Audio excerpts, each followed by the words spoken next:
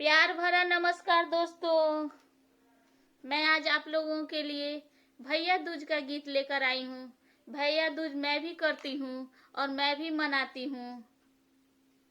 तो कल मेरा भैया दूज है और मैं कल गोधन भी कूटूंगी।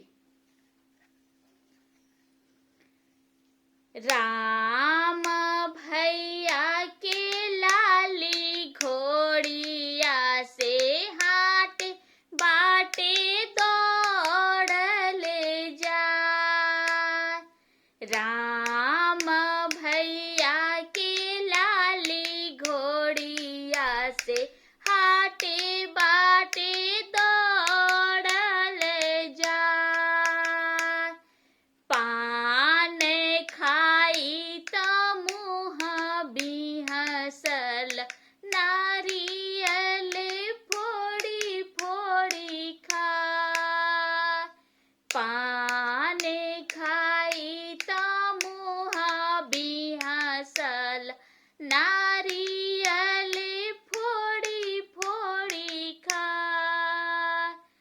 चंदन भैया के लाली घोड़िया से हाटे बाटे दौड़ ले जाए।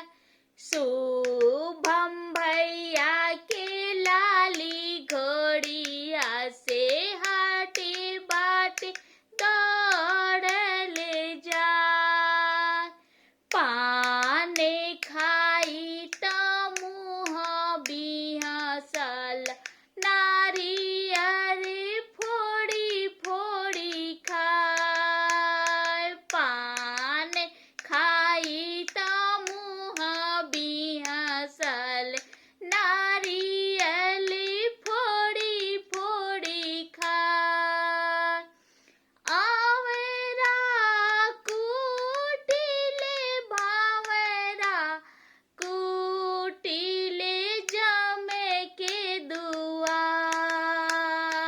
आवेरा कुटिले भावेरा कुटिले जमे के दुआर। कुटिले भैया के दुश्मन आठों पहर दिन रात। कुटिले भैया के दुश्मन आठों पहर दिन रात।